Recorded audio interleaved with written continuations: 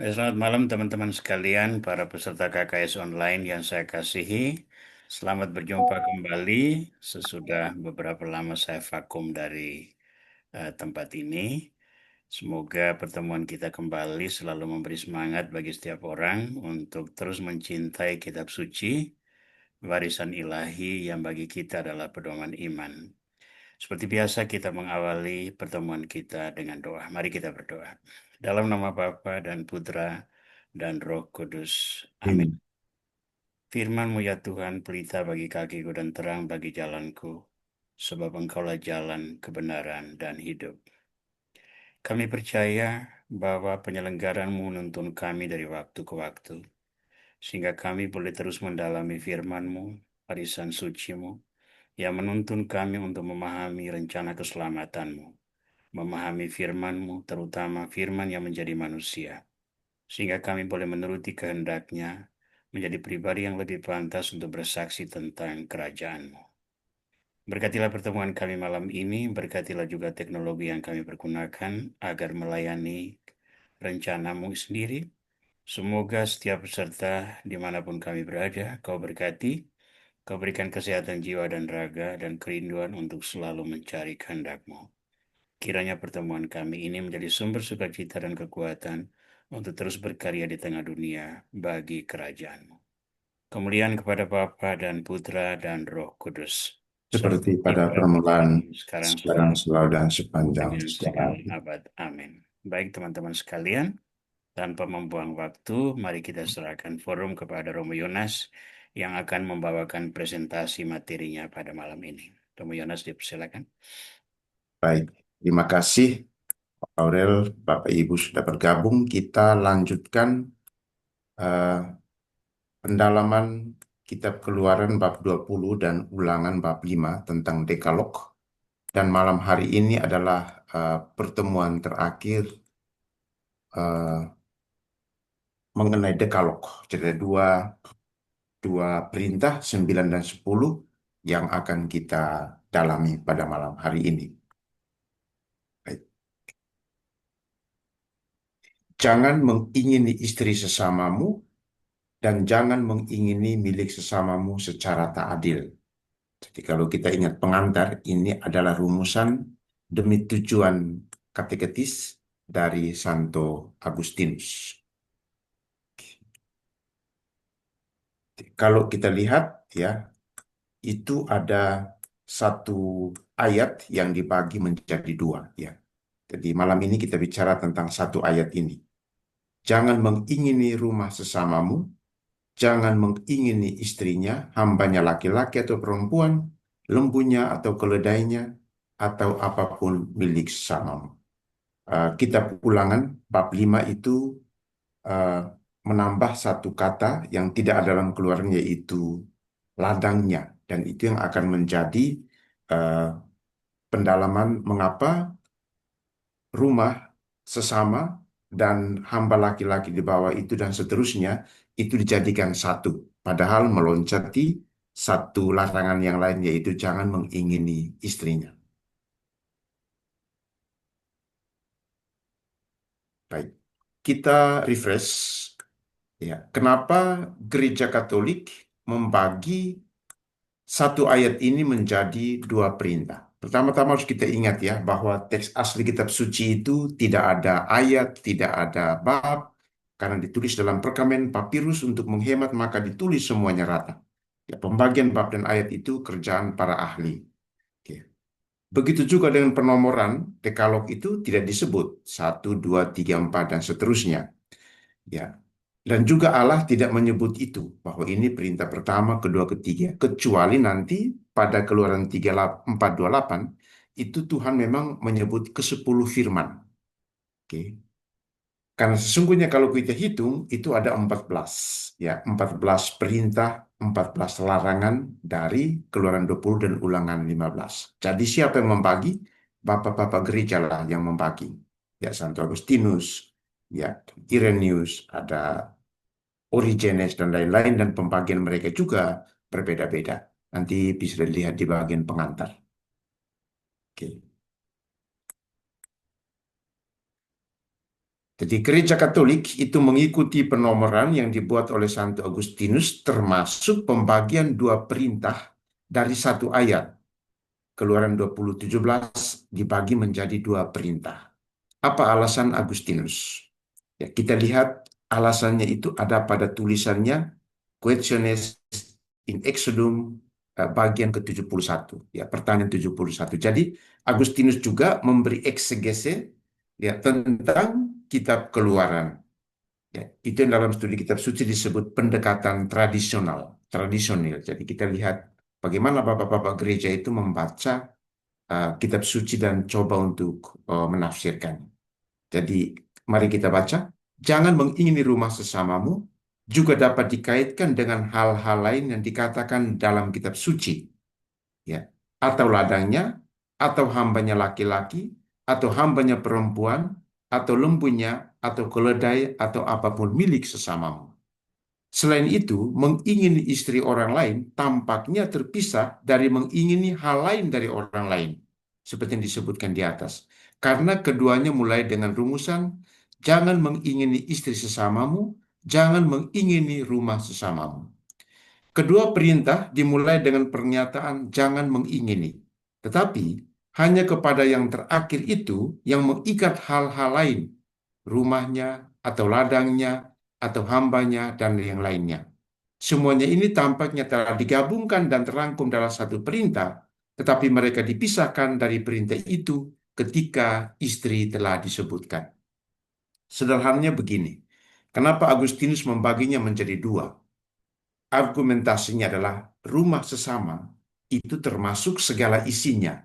Ya, rumah itu ada ladangnya, ada hamba-hambanya perempuan, ada hambanya laki-laki, ada binatangnya dan semua yang dimiliki yang berkaitan dengan rumah sesama. Sedangkan ya istri ketika disebut jangan mengini istri itu eh, sesuatu yang berbeda yang tidak bisa disamakan dengan rumah sesamamu.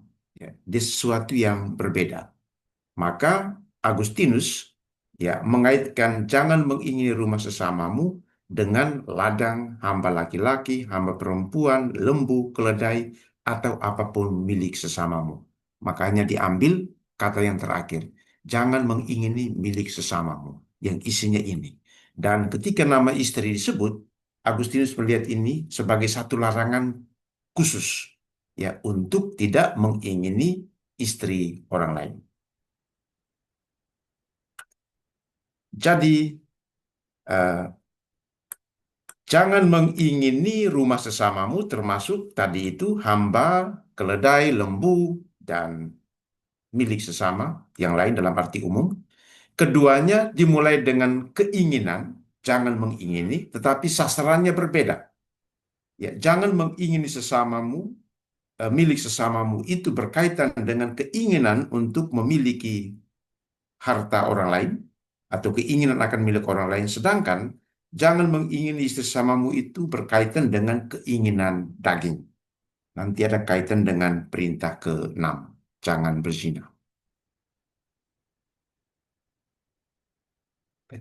Jangan mengingini istri sesamamu. Yang pertama. Perintah ke-9. Ya. Keinginan itu satu dorongan yang normal dalam diri manusia. Tetapi mengingini atau keinginan yang dimaksud di sini Ibraninya itu syamat itu tidak sekedar keinginan yang normal, ya, misalnya mau makan bakso, bukan itu. Tetapi yang disebut keinginan syamat itu suatu perasaan nafsu.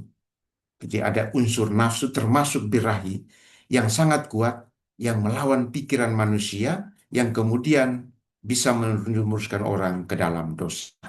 Rumusan itu juga dikutip oleh KGK. Ya. Jadi camat itu ada perasaan nafsu yang liar dan berahi yang kuat. Itu yang dimaksud dengan keinginan, mengingini. Oke. Jadi perintah ke-9 dan ke-10 karena dimulai dengan jangan mengingini, ya, dengan nafsu dan birahi yang kuat, itu mengingatkan kita akan bahaya konkupisensya, yaitu nafsu yang selalu mendorong manusia untuk berdosa atau kecenderungan ya yang mendorong manusia untuk selalu berdosa. Ya.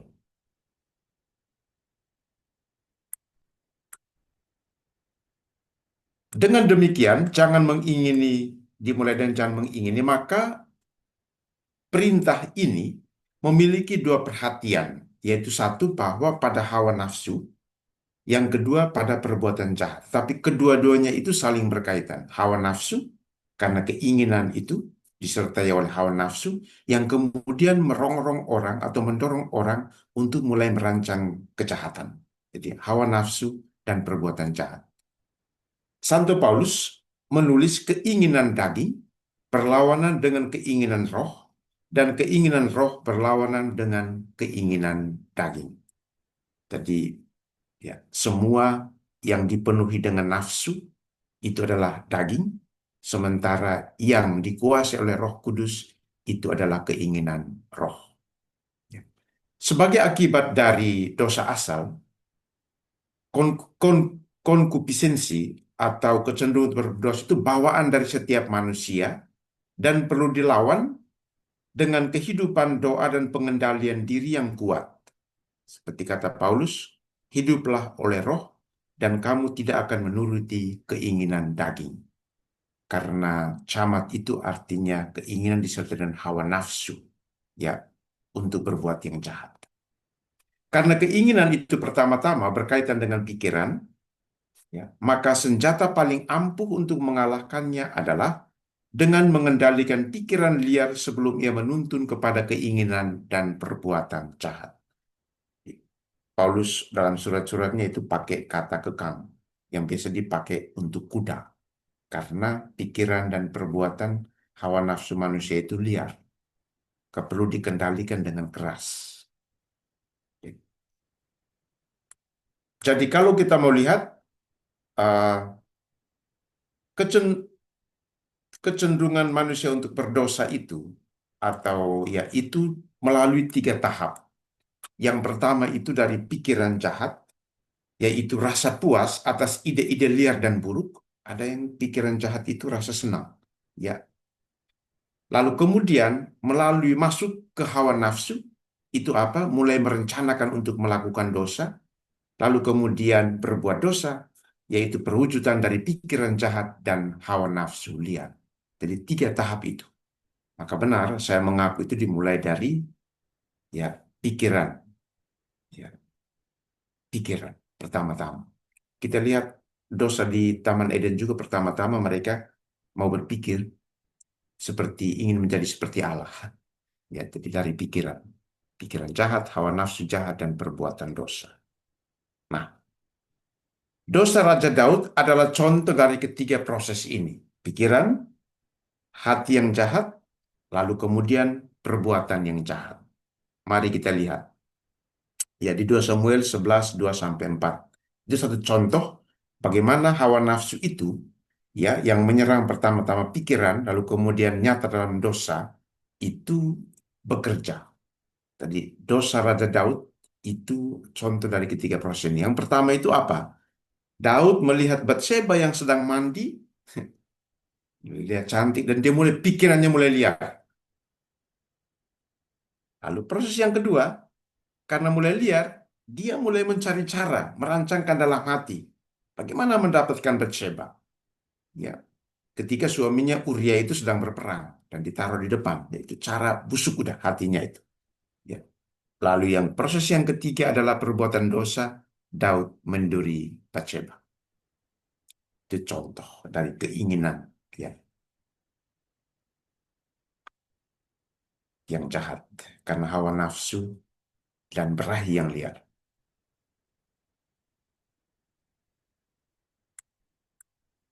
Bagaimana pandangan Yesus tentang keinginan ya yang disertai dengan hawa nafsu? Dalam khotbah di bukit Matius 5:28 Yesus berkata, "Setiap orang yang memandang atau melihat perempuan hingga menginginkannya sudah bersinah dengan dia di dalam hatinya." Jadi peranan mata yang memandang lawan jenis sebagai awal dari cinta itu banyak diungkapkan ya dalam karya-karya baik itu ungkapan, puisi, drama, filsafat, dan lain-lain. Nah, dalam karyanya tentang cinta, filsuf Plato berkata cinta disebut demikian karena mengalir dari luar dan aliran ini tidak melekat pada orang yang memilikinya, tetapi diperkenalkan melalui mata. Mungkin dari inilah kita memiliki ungkapan dari mata turun ke hati. Dan diperkenalkan melalui mata. Maka Yesus katakan, setiap orang yang melihat perempuan, ya, hingga menginginkannya dengan nafsu berahi, itu sudah bersinah dengan dia di dalam hatinya.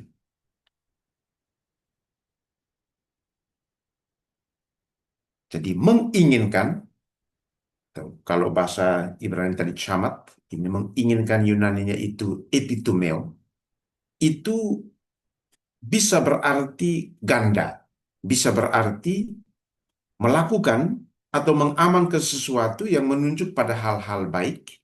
Misalnya Matius 13:17, ya, mereka menginginkan apa yang kamu dengar atau kamu lihat tapi tidak seterusnya digunakan oleh Yesus, tetapi juga kata ini digunakan untuk hal-hal yang buruk.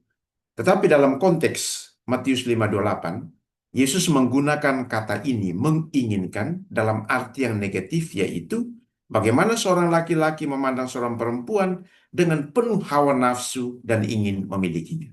Dalam konteks itu, kata menginginkan itu negatif, ya, seperti kata camat, ya, menginginkan dengan hawa nafsu dan juga berahi serta ingin memiliki.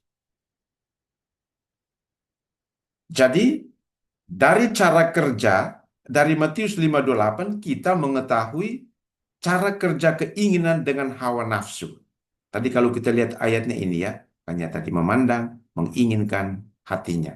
Ada tiga suku kata yang saya beri warna lain.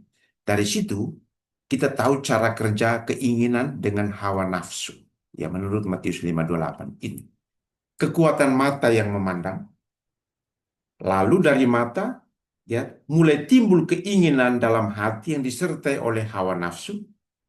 Lalu kemudian dalam hati itu, ya, mulai dibuat keputusan, ya, untuk berbuat dosa, lalu kemudian berdosa.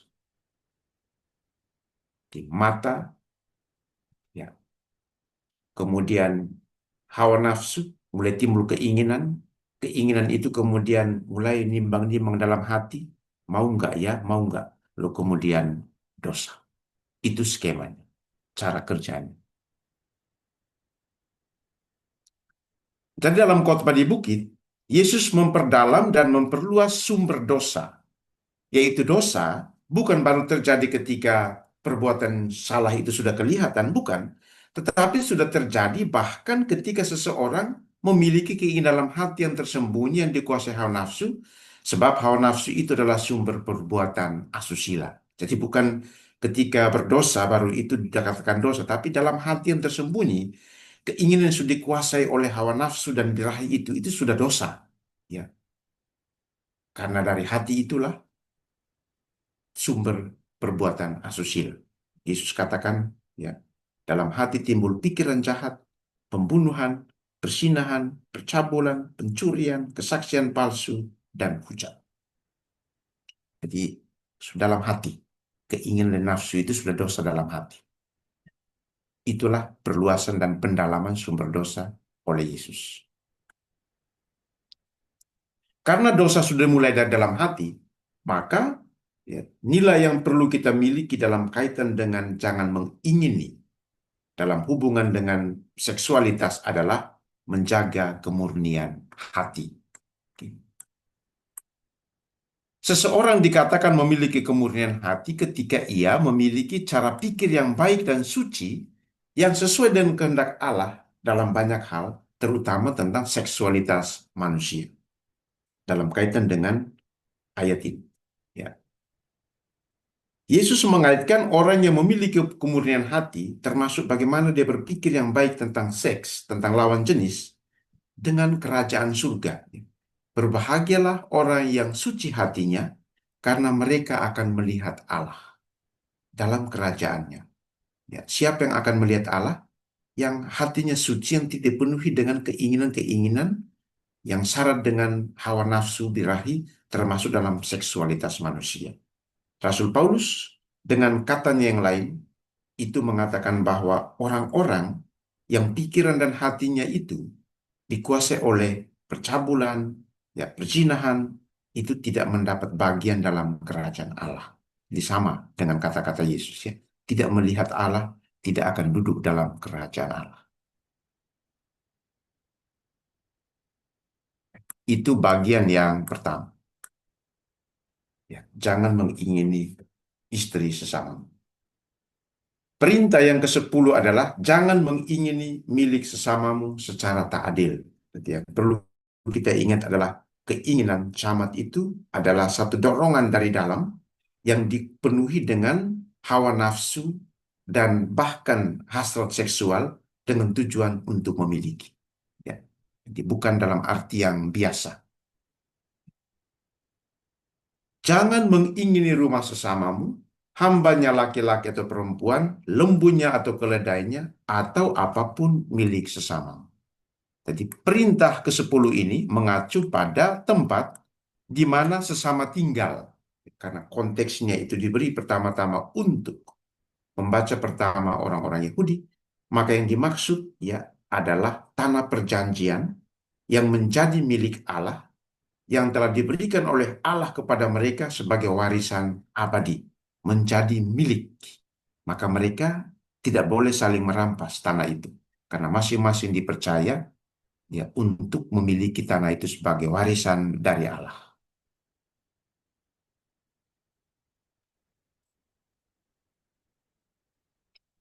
Jangan mengingini rumah sesamamu harus dipahami dalam arti rumah dan tanah yang menjadi miliknya karena rumah tidak bisa dipisahkan dari tanah tempat ia berada. Maka kalau kita melihat perintah ke-10 versi Ulangan 521 yang mengacu pada rumah dan tanah menjelaskan apa yang tersirat dalam rumah sesama, yaitu jangan mengingini rumahnya atau ladangnya. Jadi yang dimaksud dengan rumah itu termasuk ladangnya dan seisinya, hambanya laki-laki, hambanya perempuan, atau apapun yang dimiliki.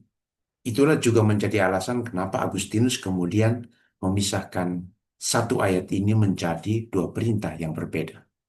Karena objeknya itu berbeda. Jadi perintah ke-10 diberikan untuk memelihara rencana Allah bagi kehidupan bersama di negeri itu, yaitu umat yang bebas dan mandiri, yang dengan hati yang bersyukur mengasihi Allah dan mengasihi sesama, seraya mereka tinggal di tanah waris seluruh mereka dari generasi ke generasi. Ya, jadi jangan merampas, ya, jangan mengambil milik, ya, yang diberikan oleh Tuhan, supaya generasi dari generasi ke generasi itu boleh tinggal dengan aman, dengan penuh syukur di tanah, di rumah yang diberikan oleh Tuhan kepada kita. Jadi itu untuk sifatnya itu protektif ya, untuk melindungi ya hak milik, hak warisan dari Allah.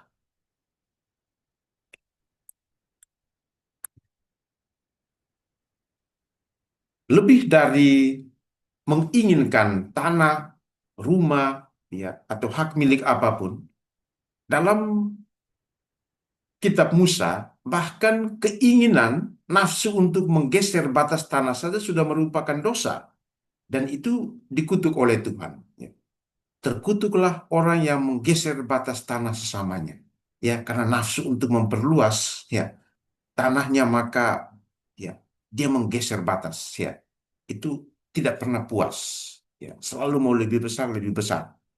Ya, itu sudah dosa. Bahkan menggeser itu sudah menjadi dosa dan dikutuk oleh Tuhan.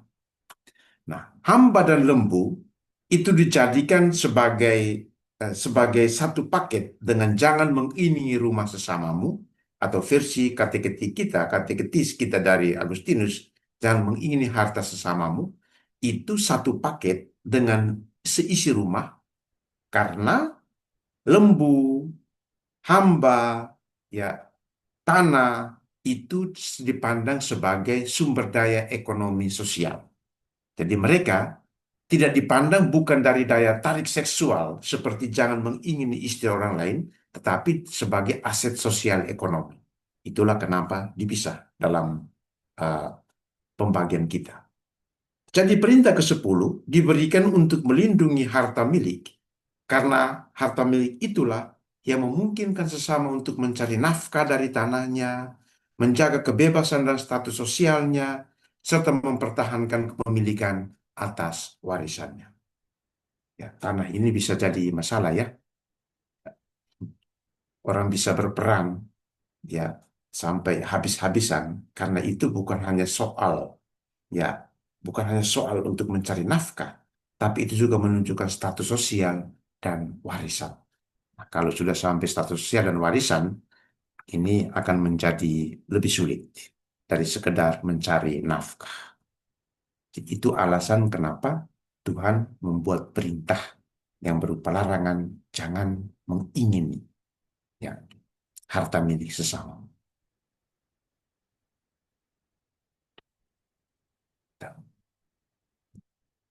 Jangan mengingini apapun milik sesama. Ya. Karena mengingini itu punya makna yang negatif, maka versi kita jangan mengingini harta milik sesamamu secara tak adil. Ya, yang namanya karena hawa nafsu itu pasti tidak adil karena segala cara itu akan ditempuh. Ya. Perintah ke-10 melarang keinginan akan milik sesama karena dari keinginan dengan hawa nafsu untuk memiliki lahirlah kejahatan-kejahatan yang lain, yaitu pencurian, perampokan, perampasan, penipuan. Ya. Keinginan akan milik orang lain, ya, yang pertama ini melawan perintah yang ketujuh, ya, pencurian, perampokan, penipuan. Keinginan akan milik orang lain menyebabkan kekerasan, misalnya pembunuhan dan berbagai ketidakadilan lainnya, itu melawan perintah yang kelima, kaitan antara perintah 10 dengan tiga perintah lain.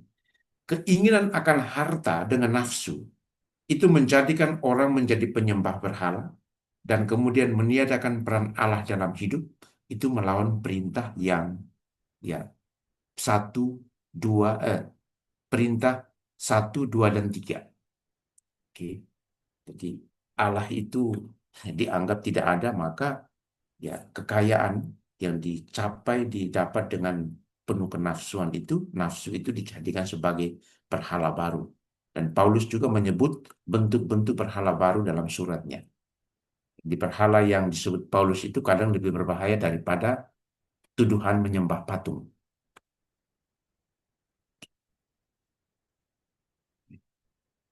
Sikap yang perlu dibangun dari perintah ke-10 adalah yang pertama, ya, merasa cukup. Itu satu sikap rohani yang harus dimiliki. Ya, ya. Merasa cukup adalah keadaan batin di mana orang merasa bersyukur atas miliknya. Orang yang merasa cukup itu pasti tidak pernah merampas milik orang lain. Maka kita perlu melatih diri untuk mengatakan cukup. Ya, ada spiritualitas yang namanya cukup. Sebab manusia yang tidak pernah merasa cukup dan selalu menginuti keinginannya yang tentu dipenuhi dengan hawa nafsu untuk memiliki, itu tidak pernah akan merasa puas. Maka benarlah kata-kata Paulus kepada Timotius, uskup Efesus. Kesalehan, kalau disertai rasa cukup, memberi keuntungan besar. Apa maksudnya keuntungan besar?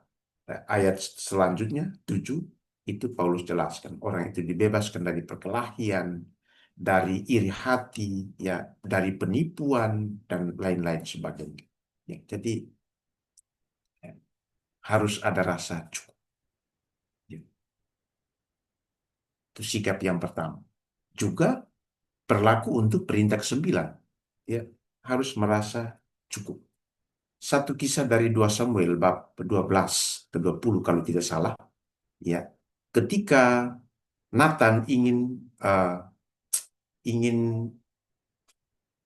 menobatkan Daud menjadi raja, Nathan itu menceritakan satu cerita kisah untuk menyentil agar Daud itu bertobat. Ya, ceritanya adalah bahwa ada dua orang di tempat itu, yang satunya kaya sekali, memiliki begitu banyak eh, binatang, yang satu itu miskin, hanya memiliki satu ekor domba, dan dia memberi makan dari makanannya, memperhatikan dia seperti anak perempuannya.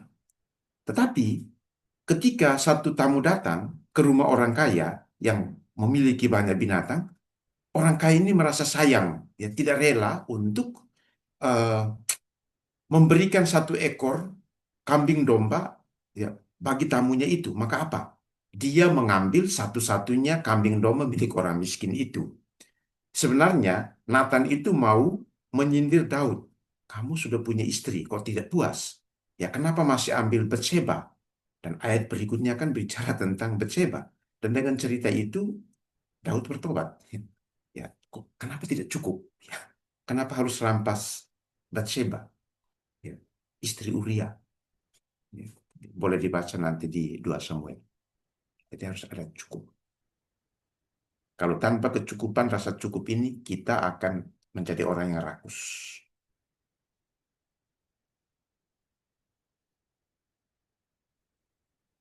Nilai yang kedua itu disebut altruisme. Apa itu? Altruisme itu perhatian yang tertuju kepada kebaikan orang lain. Jadi fokusnya itu kepada orang lain. Kalau mengingini, yaitu ingin mengambil sesuatu dari orang kepada diriku, altruisme itu kebalikannya. Jadi seorang altruis yang terarah kepada kebaikan orang lain, itu di satu sisi dia bersyukur dengan miliknya, tetapi di sisi lain dia juga bersuka cita untuk membagikan kepunyaan dan sesama dan juga bersyukur atas apa yang dimiliki oleh sesama. Nanti kita lihat ya satu hal yang membahayakan altruisme itu adalah ketika orang itu iri hati. Oke, dalam surat Yakobus. Oke. Jadi bersyukur dengan milik, tapi juga bersyukur dan milik orang, dan pada saat yang sama yang membagi kepunyaannya dengan sesama. Jadi altruisme itu lawan dari egoisme, di mana perhatian orang itu semata-mata itu kepada diri dan kepentingannya sendiri. Seperti orang kaya yang bodoh. Ya, semuanya aku. Kalau dihitung, itu seperti ada 13. Aku, ku, ya membangun sekian. Semuanya untuk diri. Contoh altruisme dalam kitab suci itu janda di Sarfat. Yang dia juga kekurangan, tetapi dia membagi tepung terigunya, ya, ya, membagi makanan yang terbatas kepada Elia, dan sebagai balasannya, terigunya tidak pernah habis, minyak dalam buli-buli tidak pernah kosong, ya, yang diberi oleh Tuhan. Itu altruisme, ya, tertuju kepada orang lain, meskipun kita sendiri juga kurang. Oke, tapi ada orang lain yang lebih kurang, yang lebih susah. Itu altruisme. Nah, sifat-sifat buruk yang perlu dihindari dari perintah ke-10 itu adalah yang pertama, keserakahan. Apa itu keserakahan? Serakah itu adalah keterikatan berlebihan dengan harta benda. Jadi sangat excessive attachment, sangat terikat berlebihan, sehingga menyulitkan orang untuk berbagi dengan sesama. Dan di satu sisi, itu selalu mendorong orang itu punya keinginan hawa nafsu untuk mengejar harta benda secara berlebihan tanpa batas. Karena keinginan dan nafsu, maka cara yang paling buruk pun dihalalkan. Itu serakah. Dan orang yang serakah, kata Tuhan, itu tidak pernah merasa puas. Ya, kalau dia puas, dia tidak mungkin serakah. Maka kita pengkhotbah bab 59 katakan, siapa mencintai uang, tidak akan puas dengan uang. Siapa mencintai kelimpahan, tidak pernah akan puas dengan penghasilannya. Maaf, ini ada salah ya, penghasilannya. Yang dicintai itu Allah dan manusia, ya, dalam kitab suci. Uang itu disyukuri dan digunakan dengan baik, bukan dicintai. Oke, tapi siapa yang fokusnya itu cinta pada uang tidak pernah akan puas berapapun banyaknya. Siapa yang cintanya itu harta yang berkelimpahan, penghasilan yang beberapa pun tidak pernah akan bisa puas. Menurut Yesus, dalam khotbah di bukit, keserakahan itu ya berawal dari hati yang dikuasai oleh hawa nafsu. Yesus katakan, di mana hartamu berada, di situ juga hatimu berada.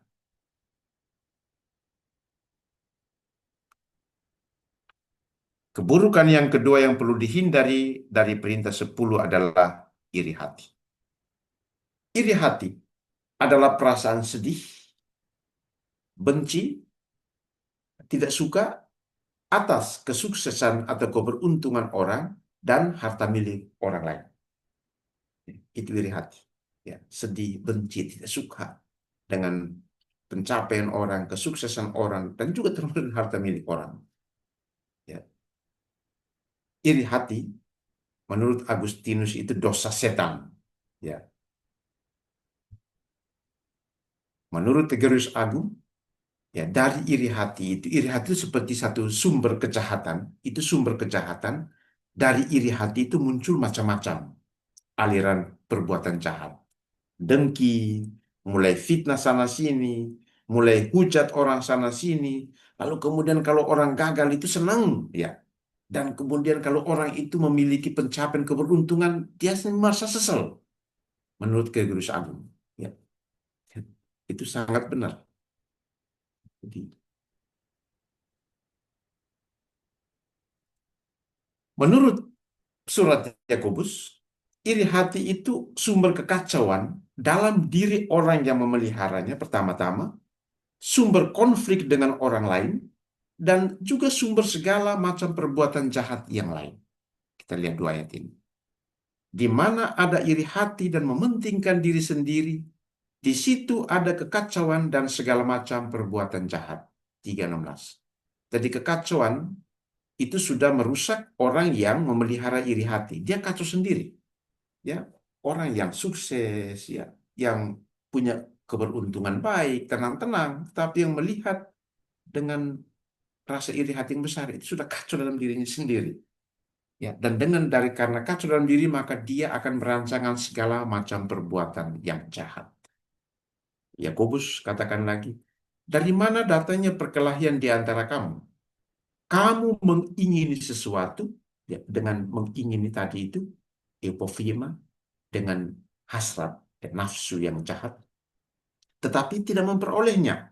Lalu mulai perbuatan jahat, mulai membunuh. Kamu iri hati, tetapi kamu tidak mencapai tujuanmu, lalu kamu bertengkar dan berkelahi. Jadi iri hati itu sumber kekacauan dalam diri orang yang memelihara, sumber konflik dengan orang lain, dan sumber dari segala macam perbuatan jahat yang lain. Ya. Maka, ya, jauhkanlah iri hati. Ya, milikilah yang pertama, rasa cukup dengan bersyukur. Ya, lawan dari iri hati. Baik. Slide yang paling terakhir yang merangkum mulai perintah pertama sampai perintah ke-10. Oke, nanti akan saya bagikan semuanya dalam satu file, sekitar 192 slide. Saya hitung-hitung tadi seluruhnya. Boleh dipakai untuk pengajaran dan lain-lain kalau perlu. Jadi ini rangkuman dari proses kita selama beberapa bulan ini. Ya. Apa signifikasi dari 10 perintah Allah? Kalau ikuti dari awal sampai malam ini. Ada 4. Satu, perintah Allah bersifat otoritatif. Karena perintah-perintah itu diucapkan oleh Allah sendiri. Otoritatif. Kita lihat. Lalu Allah mengucapkan segala firman ini. Lalu dimulai. Lalu Allah mengucapkan segala firman. Karena otoritatif. Maka 10 perintah Allah ini juga punya otoritas, kekuatan yang mengikat kita untuk hidup sesuai dengan apa yang diperintahkan oleh Tuhan dan untuk menjauhi apa yang dilarangnya. Itu otoritatif. Yang kedua, perintah Allah bersifat tetap atau permanen karena Allah sendirilah yang menulis perintah 10 perintah itu. Nanti pada akhir ayat bab 31, ya, kita membaca 31:18, setelah selesai berbicara dengan Musa di Gunung Sinai, tadi itu Allah berbicara di Gunung Sinai, oke, bla bla bla. Ini penutupnya, setelah Allah berbicara dengan Musa di Gunung Sinai, Tuhan memberikan kepadanya kedua loh hukum, loh batu yang ditulis dengan jari Allah. Oke. Maka yang kita tahu firman-Mu itu tetap ya, tidak berubah karena itu ditulis oleh Allah sendiri. Ya. Perluasan makna, cakupannya bisa berkembang. Ya, seperti yang kita lihat selama beberapa pertemuan ini. Ya, jangan bersinah, tapi luas sekali kemudian. Itu hukum, maka butuh penafsiran. Tapi tetap. Signifikasi yang ketiga, 10 perintah Allah bersifat individual. Maksudnya apa? Mulai dari ayat 1 sampai ayat 17, oke, itu yang digunakan oleh Allah itu adalah kata ganti orang kedua tunggal. Ya, engkau, kamu, mu, mu, mu. Bukan jamak, tapi menunjuk kepada satu orang. Ya, individual. Nanti boleh dicek kalau dalam bahasa aslinya. Dalam arti Allah itu pertama-tama meminta ketaatan setiap pribadi individu terhadap apa yang dituliskan, apa yang diajarkan. Ya. Lalu, signifikasi yang keempat, 10 perintah Allah bersifat saling melengkapi. Apa itu? Perintah pertama sampai ketiga itu berhubungan dengan Allah vertikal, sedangkan perintah ke-7 sampai 10 itu berhubungan dengan manusia sifatnya horizontal. Jadi, kasih kepada Allah yang diungkapkan dalam 3 perintah yang pertama itu harus dilengkapi dengan kasih kepada sesama yang ditulis dalam perintah ke-7 sampai 10 atau sebaliknya kasih kita kepada sesama yang kita jalankan melalui 7 perintah yang berhubungan dengan sesama itu adalah ungkapan kasih kita kepada Allah. Atau Rasul Yohanes katakan, bagaimana orang dapat mengasihi Allah jika ia tidak mengasihi sesamanya yang kelihatan? Tidak mungkin orang mengasihi Allah yang tidak kelihatan kalau ia tidak mengasihi sesamanya yang kelihatan. Sifatnya komplementer. Dan dua-duanya harus berjalan seimbang. Orang yang mengasihi Allah melalui perintah 1 sampai 3 harus juga mengasihi sesamanya dalam perintah 7 sampai 10. Baik. Terima kasih. Baik, terima kasih untuk Romo Yonas yang sudah mempresentasi materinya malam ini. Seperti biasa, kita membuka forum untuk refleksi, untuk pendalaman, pertanyaan, atau pendapat baru yang lain.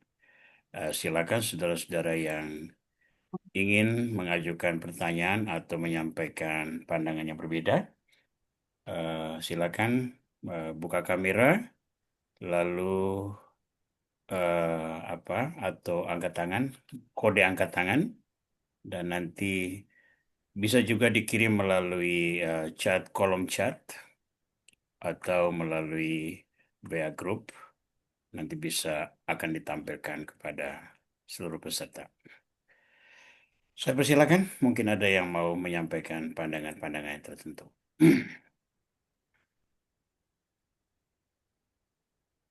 Pak Bias, silakan hidupkan dulu mikrofon ya, silakan. Malam Romo, ini tentang yang cukup tadi kata-kata cukup. Kayaknya kalau untuk contoh di sini Raja Salomo Romo, dia harus Ya, cukup, cukup. Walaupun dia begitu bijaksana, dia harus cukup untuk istrinya ya, yang begitu banyak seperti itu. Itu juga ada hubungannya sama apa Romo? Nafsu tadi ya Romo ya. Terus tentang nafsu juga Romo.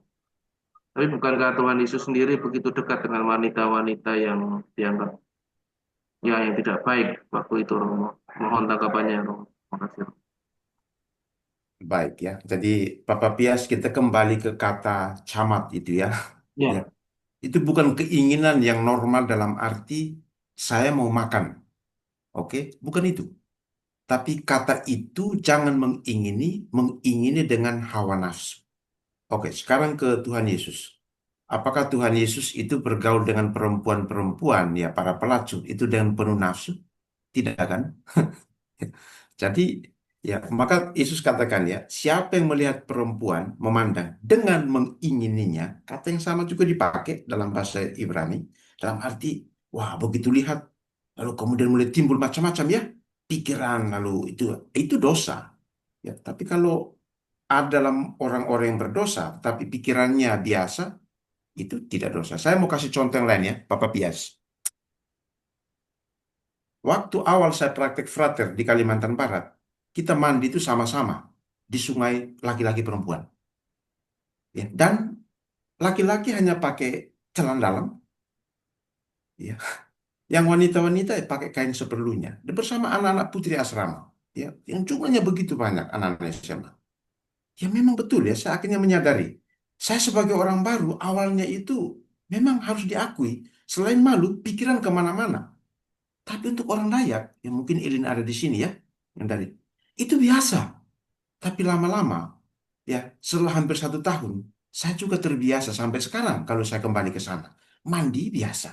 Ya, itu memang tergantung dari kita memandang mereka itu sebagai apa. Ya, sebagai objek pemuas nafsu kita atau sebagai apa. Dan memang itu makanya betul ya. Pandang, keinginan, hati. Cara kerja. Jadi tergantung dia. Jadi Ya, jangankan di tempat seperti itu, ya, di tempat yang paling kudus pun di gereja misalnya, kalau orang memandang lawan jenis, ya dengan keinginan hawa nafsu, itu juga tidak jauh lebih baik. Oke, baik. ya Romo.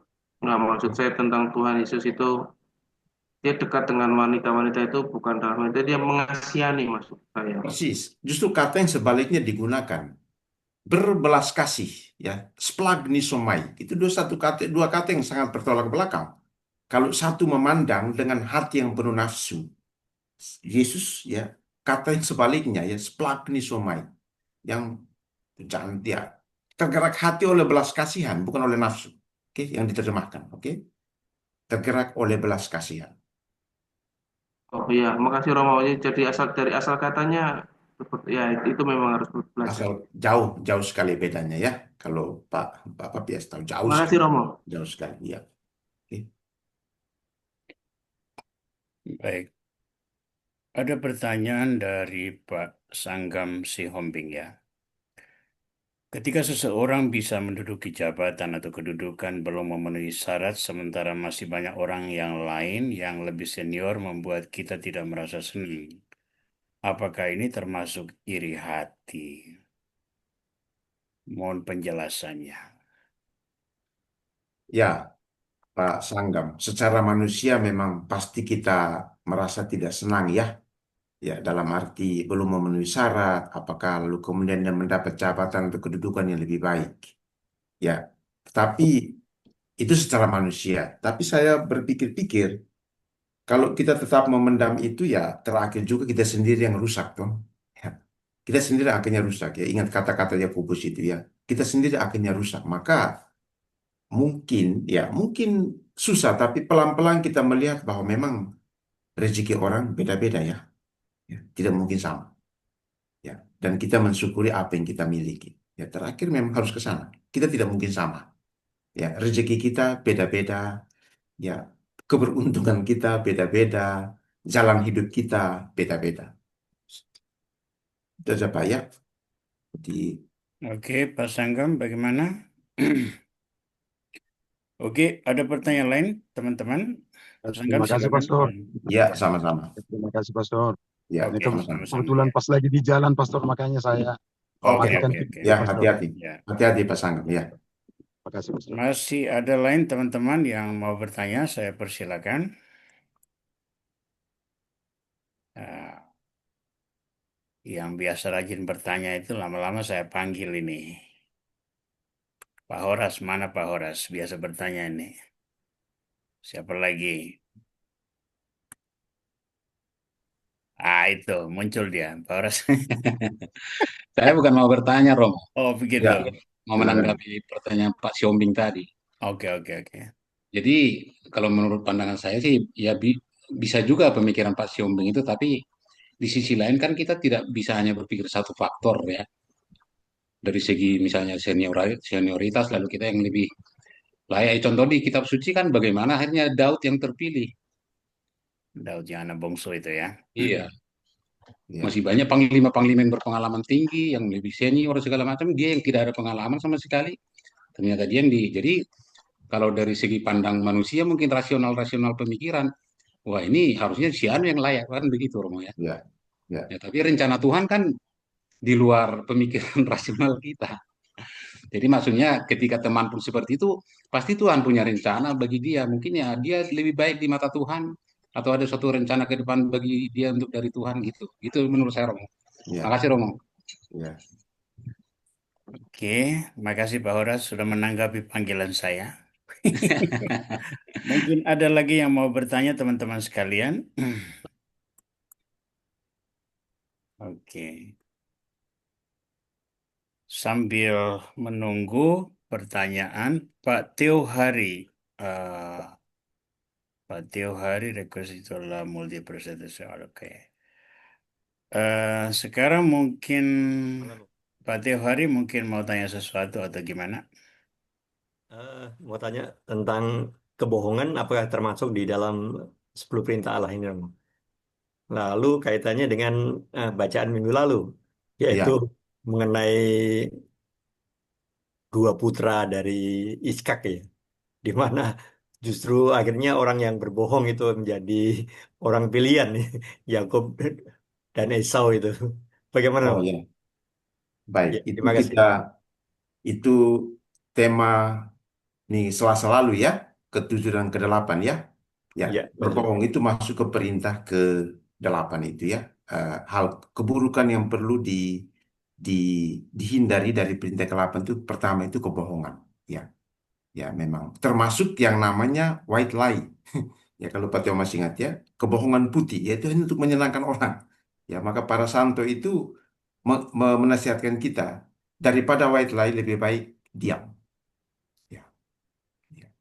Jadi itu lihat lagi slide ya. Ada istilah ada namanya white lie ya, jadi untuk menyenangkan orang. Nah, untuk orang yang berbohong dalam ajaran gereja itu, saya tidak tampilkan di slide minggu lalu, karena itu dikatakan itu satu penyakit kronis, maka butuh terapi. Karena kebohongan itu bisa merusak orang dan merusak orang lain ya. Baik, itu nanti saya akan kirim di grup, silakan Pak Teo baca lagi slide-slide minggu kemarin ya. Baik, dalam kaitan dengan jangan eh, dua perintah terakhir ini, kalau kita lihat tadi, hati yang busuk yang dipenuhi dengan keburukan itu sebagai sumber segala perbuatan yang jahat, maka betul juga dalam kaitan dengan itu kebohongan untuk memanipulasi, merampas, ya mengingini milik sesama, itu juga bagian dari dua perintah terakhir ini. Ya, dalam arti itu. Ya, itu Pak Teo. Mungkin dilebarkan sedikit tadi menyentuh tentang Oh anak iya, Ishak dan Yakub, Esau Yakub dan dan Yakub. Esau itu ya. Ishak dan Ya, Yakub ya. Ya, Memang kalau kita melihat teks itu dari cara pandang yang tradisional ya, tradisional ya, bahwa kita mungkin akan melihat bahwa ya seperti Paulus tadi katakan ya, memang Allah itu ya lebih kepada eh, apa ya eh, Yakub ya daripada Esau. Oke, itu kalau dari segi itu. Tapi dari sisi lain, kalau lihat teks ini dari pendekatan-pendekatan modern yang baru, misalnya dari sisi sosial, ya itu dikatakan itulah eh, salah satu hawa nafsu manusia yang untuk mendapatkan sesuatu yang baik tapi dengan cara yang buruk. Jadi itu juga kita bisa belajar dari kesalahannya Yakub ya. Oke. Di sisi lain, kalau itu melihat dari segi yang namanya psikologi, eh, pendekatan itu katakan bahwa inilah bahaya dari favoritisme, yaitu ketika orang tua itu memiliki anak-anak favorit yang lebih diutamakan, ya, dan lain-lain dan lain-lain. Jadi Ya, tergantung dari mana kita mau melihatnya. Ya, mau melihatnya dari rencana Allah, ya, apakah Allah itu ya kemudian menggunakan cara yang buruk itu untuk memberi berkat supaya orang yang diberkati itu menjadi berkat bagi orang lain, atau mau melihatnya dari perspektif yang lain. Kalau saya ya lebih melihatnya dari perspektif yang tradisional saja ya, bahwa Yakub memang caranya buruk ya, dengan menipu dan berkat tidak bisa ditarik kembali. Ya, ia diberkati, tetapi kemudian ya Esau juga diberkati. Karena pada akhirnya mereka dua juga berdamai ya. Kalau Pak Teo ikuti kitab Kejadian itu, nanti boleh dilihat lagi di grup. Mereka kemudian berdamai dan dua-duanya juga diberkati.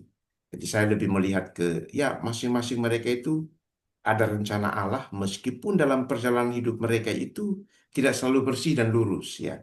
Tapi selalu ada maksud di balik itu. Ya, gitu Pak. Sekarang mau ikut yang mana? Kalau mau ikut yang sosial itu ya ini satu penipuan ini ya. Ya, tidak bagus ini. Ini menipu orang tua ini. Ya, itu Pak Teo ya. Ya, baik, Romo. Ya, kalau saya sih lebih kepada itu ya. Tapi pendekatan yang lain juga membantu kita untuk melihat teks itu secara berbeda. Ya, Ya. baik. Oke, ada sebuah pertanyaan dari Pak Frans Lim. Iri hati dalam menjabati pelayanan di gereja apakah dosa? Bagaimana kalau jabatan di gereja bersifat dinasti? Apakah baik? Baik Pak Frans, iri hati itu termasuk salah satu dosa pokok ya.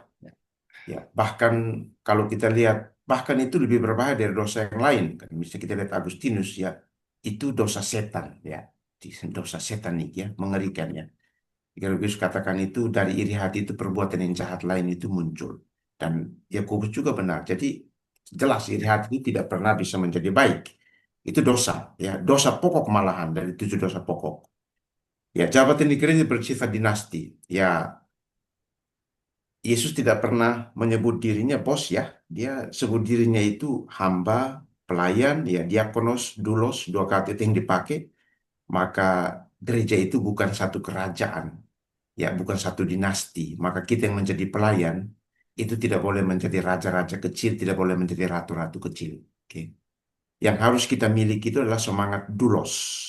Ya, spiritualis itu hamba, bukan pelayan. Ya, ada dua itu yang digunakan, Pak. Pelayan dan hamba yang digunakan Yesus. Pelayan itu bukan spiritualitas. Spiritualitas itu hamba. Ya, pelayan itu peran. Jadi orang itu melayani seperti yang di restoran, tetapi semangatnya hamba. Kenapa pelayan itu tidak dijadikan spiritualitas? Kenapa harus hamba Allah? Karena orang bisa saja hebat sekali melayani siang malam, tapi mentalnya bos. Jadi seorang pelayan yang paling hebat belum tentu memiliki semangat hamba. Tetapi seorang yang hamba itu pasti melayani dengan baik. Ya, karena spiritualisnya itu hamba bukan pelayan. Jadi dua kata itu yang di itu ya. Jadi tidak ada dinasti dalam gereja. Oke. Oke, Oke. mungkin masih ada lagi yang mau bertanya. Baik. Pak Pias masih mau bertanya? Silakan. Ya. Ya, mungkin terakhir. Mungkin menambahi Pak Theo tadi. Ya, kalau dibilang Esau kan sudah membuang hak sulung dia untuk semangkuk sup kacang merah, kalau nggak salah seperti itu. Ya, Lalu ini Romo, yang tadi saya hampir tertawa tadi yang geser patok itu. Ternyata hukum itu sudah ada di lebih dari 2000 tahun yang lalu, geser patok tanah yang sering terjadi sekali di saat sekarang ini. Itu juga mungkin ada hubungannya sama cinta uang itu ya Romo ya. Mungkin bisa dikasih ya, tanggapannya. Terima kasih Romo. ya, ya. Baik. Terima kasih Pak Pias untuk tambahannya. Baik, mungkin masih ada yang mau bertanya. Saya persilakan. Mau tambah satu mau ya. Pak Frans, silakan ya. Ya, mau kadang-kadang saya ada baca tentang satu kutipan ya, bahwa mencari uang itu susah, Tapi percayalah, menagih utang itu jauh lebih susah katanya, Mo. Itu ada satu pepatah kayak gitu.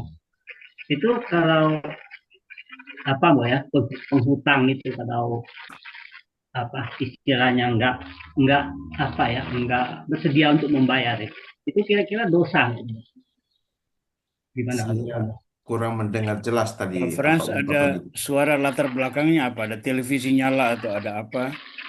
Eh, tak ada, Mo, cuma kipas angin aja. Apa Ya, ya. pengaruh, Mo? Oke, oke. Silakan coba-coba diulang kasusnya gimana kasusnya. Mencari uang, Dengar, Mo, ya. Ya, silakan. Nah, Itu saya kadang-kadang ada teman-teman suka bercanda posting gitu, apa katanya mencari uang itu susah, tapi percayalah menagih utang itu jauh lebih susah katanya. oh, menagih Itu, hutang jauh lebih susah. Oke. nah, ya. Jadi yang saya tanyakan tuh, Bo, kalau dengan orang-orang yang menghutang itu, Bo, ya, kalau kita Oke. tagih malah galakan dia atau apa, itu penghutang itu istilahnya berdosa nggak, Bo, untuk walaupun dia nggak punya duit atau apa, tapi galakan dia gitu. Kira-kira itu perbuatan dosa nggak itu? Oke. Itu aja. Jadi pengutang yang tidak mau bayar-bayar itu loh. Nah, itu tuh kira-kira gimana tuh? ya, berhutang tidak mau bayar itu dosa ya. Itu pasti. Itu kalau dalam arti luas itu bagian dari perintah 10 ya. Ya. Kamu mengingin ya, kamu sudah dibantu tapi ya hawa nafsu itu menguasai sehingga kemudian tertutup segala-galanya. Itu dosa jelas ya. Itu dosa. Ya, apapun alasannya. Ya, jadi dalam kitab suci juga kan ya harus mengembalikan ya apa yang kita pinjam dari orang lain. Ya, nanti pada bagian-bagian di belakang kita akan mendalami tentang itu. Ya, dia dosa apapun alasannya. Apalagi ketika ditagih lebih ganas lagi, ya itu dosanya berlipat-lipat ya. Oke. Oh, malam, Bu, sorry, saya ya, Bu Priska ya. eh,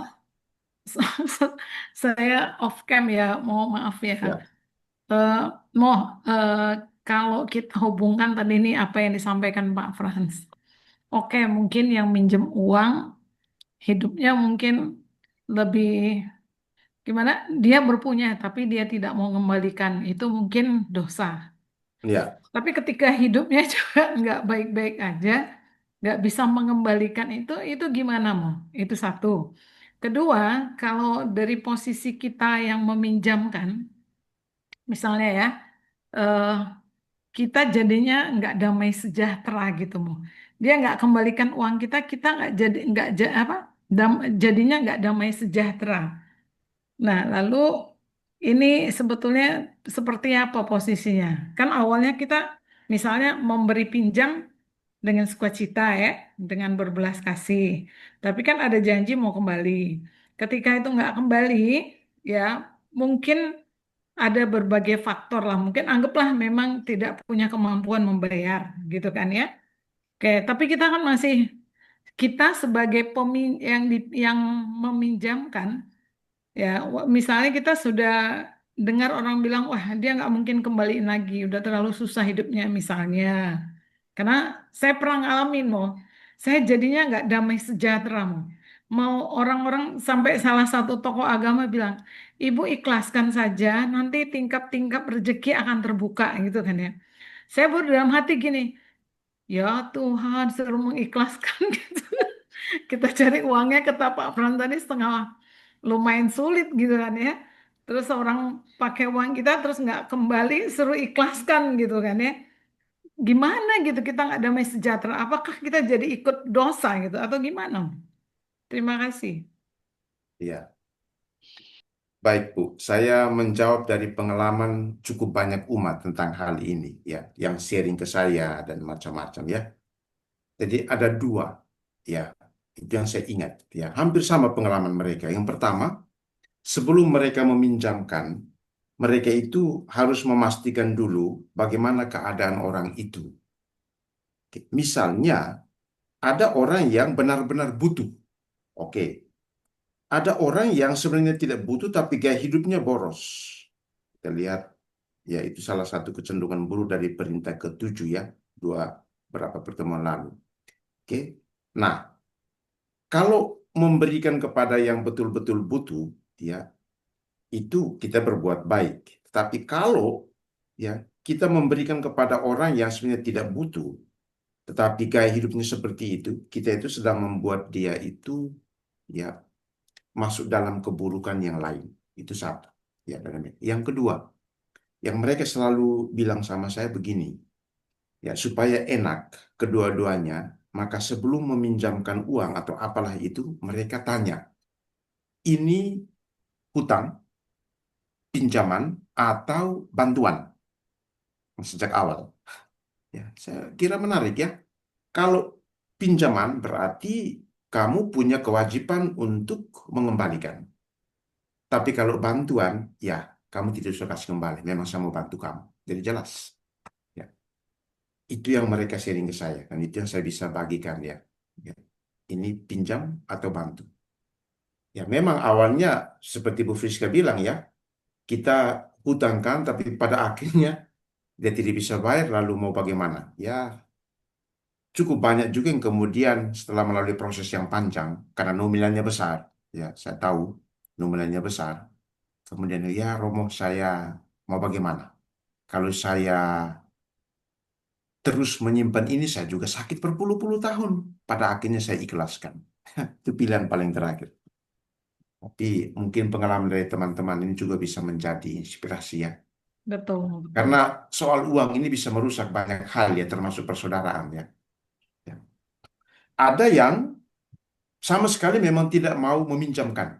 Saya lihat dia ikut kursus di sini. Dia pernah sharing. Dia tidak pernah mau meminjamkan karena dibilang sudah begitu banyak contoh bahwa rusak persaudaraan kita. Ya, Tapi kalau dia mau betul. bantu, mau dia. Saya lihat beliau ada di sini. Itu dia pernah omong ke saya berulang-ulang. Saya tidak pernah mau meminjamkan. Dia ada uang. Karena ujung-ujungnya selalu rusak. Alasan macam-macam. Persaudaraan kita yang sudah ratus puluhan tahun. Tapi kalau saya mau bantu, saya akan bantu. Sesuai kemampuan saya. Ya, ya itu disposisi orang beda-beda ya. Karena dia tahu ya keadaan seperti apa. Baik. Itu ya. Oh, sorry Mo, kalau dikaitkan dengan pelajaran kita minggu lalu ya Mo, Iya. tadi kan memang hak kita untuk meminjamkan atau tidak, tapi kan sekali lagi ada kata berbelas kasih tadi itu kan ya Mo. Iya. Seringkali kita jadinya gini Mo, bisakah kita dibilang berdosa apabila misalnya kita menilai orang yang mau pinjem itu orang yang tidak kita ya anggaplah nggak kita yakinin, nggak terlalu yakin lah kalau dia mau kembaliin gitu. Nah, lalu kita bilang bohong putih, white lies tadi itu boleh nggak sih mau? Kita bilang, aduh saya nggak punya uang gitu ya. Terus ini dah saya kasih kamu gitu ya. Misalnya dia pinjamnya 10 juta misalnya. Terus sebenarnya kita punya uang gitu. Tapi kita nggak kasih 10 juta karena kita nggak yakin dia mau bayar gitu. Kalau bisa bayar mungkin bisa, tapi nggak mau bayar. Artinya kan kita berteman tuh kadang-kadang ngelihat karakternya kan. Iya. Tapi Betul. memang karena kita berbelas kasih, ya udah kita kasih jatuhnya jadi 2 juta. Udah deh. Dalam hati kita, kalau lo mau kembaliin, kembaliin. Kalau enggak juga ya sudah kan gitu kan mau. Tapi kan kita udah bohong. Kita bilang nggak punya uang 10 juta. Tapi sebenarnya kita punya. Tapi tadi menghindari yang namanya berteman, saudara, semua itu kan bisa jadi ribut hanya karena uang. Ya. Ya. Nah, Betul. itu yang kebiasaan yang terjadi. Jadi, apakah kita bisa dibilang itu white lies tadi tuh? Begitu kita bilang kita nggak punya uang, terus kita kasih aja 2 juta dalam hati, ya lu mau bayar silakan, nggak bayar juga gue ikhlas misalnya kira-kira gitu. Baik. White lie itu pengertiannya adalah kita berbohong untuk menyenangkan orang. Oke? Misalnya, tadi saya nyanyi bagus enggak? Oh, bagus sekali. Ya, bagus sekali. Tetapi kita hanya senangkan orang. Ya, memang eh, white lie itu kan apa ya? Kita merusak orang dengan kebohongan. Lebih baik kita membangun orang dengan kejujuran. Maka kenapa para santo katakan daripada white lie merusak orang dengan kebohongan yang semu itu, lebih baik diam. Oke, itu satu. Jadi tidak termasuk itu karena white lie itu tujuannya itu untuk menyenangkan orang, tapi dan berbohong. Oke, itu satu. Yang kedua, ya ada prinsip, ada belas kasih Bu ya, ketegangan di antara dua itu. Saya jawabnya begini saja. Belas kasih tanpa aturan itu juga bikin kacau. Ya. Ya, aturan, prinsip kita tanpa belas kasih juga itu bisa menindas orang. Maka perlu jaga antara dua itu. Maka saya kembali kepada jawaban yang satu dari teman-teman. Umat banyak yang sharing soal itu. Jadi memang kita harus mengenal diri kita, kemampuan kita yang mau meminjamkan. Dan juga harus mengenal kemampuan yang mau dipinjami. Ya, jadi pengenalan itu sangat penting ya. Jangan sampai misalnya kita tidak mungkin juga kita akan membantu seluruhnya, itu tidak mungkin. Karena kita tidak mungkin membantu ya seluruhnya, tidak mungkin ya.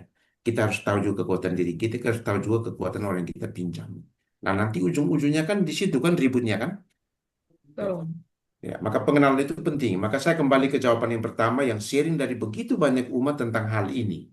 Ya, mereka harus tahu baik ya siapa yang mau dipinjami, harus sepakat ini mau pinjam atau saya bantu. Ya, jadi kesepakatan itu juga perlu ada sejak awal ya, meskipun itu hanya secara verbal. Oke, supaya tidak menimbulkan konflik dan permusuhan di kemudian hari, karena banyak juga yang terjadi begitu ya, antar saudara juga. Oke, Baik, makasih. Ya, baik. Makasih Bu Friska. Oke, Romulus kita sudah 8:04. Mungkin infokan sedikit tentang program lanjut sebelum kita. baik. ke Selasa begini. depan, jadi pertama-tama terima kasih kita sudah mendalami dekalog ini dari Keluaran 21 sampai 17 dengan ulangan bab 51 sampai 22. Yang namanya hukum itu pendek, tetapi yang namanya hukum selalu harus ada interpretasi di balik itu. Juga seperti hukum sipil kita, ya. Kata dan atau saat itu sudah berpengaruh terhadap tafsiran. Nah, maka memang saya sengaja selama beberapa minggu ini berusaha untuk mendalami satu persatu karena dari hukum yang pendek itu, baik dalam bentuk larangan maupun perintah, larinya itu bisa kemana-mana.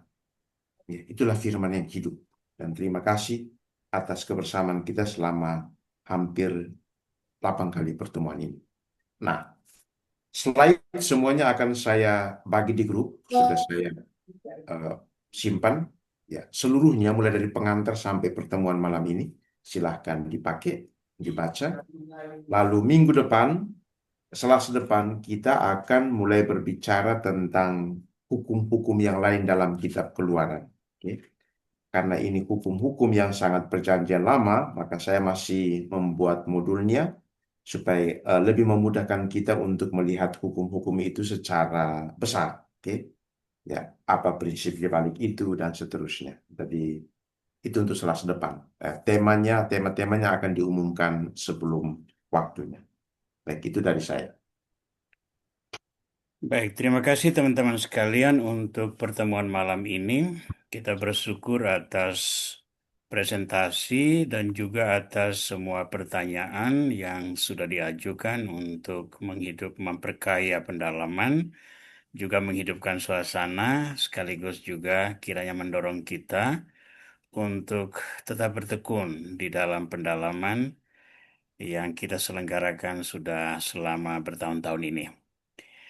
Atas semua kasih karunia yang Tuhan berikan kepada kita, kita ungkapkan semuanya dalam doa bersama, seraya memohon berkat Tuhan agar semua hukum yang kita dalami ini memberikan kepada kita pelajaran bagaimana hidup sebagai murid Kristus yang setia, yang layak, yang mau berbuat baik, sehingga yang namanya kerajaan Allah tetap bersinar dan memberi tempat, memberi tanda harapan bagi semua orang. Mari kita berdoa. Dalam nama Bapa dan Putra dan Roh Kudus. Amin. Amin. Terima kasih ya Tuhan atas kasih karunia dan bimbingan-Mu. Terima kasih atas berkat-Mu yang telah Kau berikan kepada kami. Semoga melalui pendalaman atas hukum-hukum-Mu yang telah Kau berikan kepada Musa, yang telah dijabarkan bagi seluruh umat Israel, dan yang telah diterima dan diwariskan dalam gereja kudus. Semuanya kiranya menjadi pendorong bagi kami untuk lebih berpegang teguh pada kehendak-Mu, senantiasa berjalan pada tuntunan yang Kau berikan, dan berusaha sekuat tenaga untuk mewujudkannya dalam praktek hidup sehari-hari, agar firman-Mu itu bertumbuh, hidup, dan berkembang, dan menjadi berkat bagi banyak orang.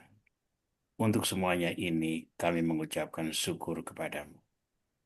Kemuliaan kepada Bapa dan Putra dan Roh Kudus, seperti pada seperti pada permulaan, permulaan, sekarang, sekarang, selalu, selalu, dan dan sepanjang sepanjang segala segala abad. abad. Amin. Tuhan bersamamu. Dan Dan bersama bersama rohmu. Semoga saudara-saudara sekalian diberkati oleh Tuhan Yang Maha Kuasa, Bapa dan Putra dan Roh Kudus. Amin. Amin. Tuhan memberkati. Selamat Selamat malam. malam. Amin. Terima kasih Romo Terima Aurel. kasih Romo. Terima kasih, Romo.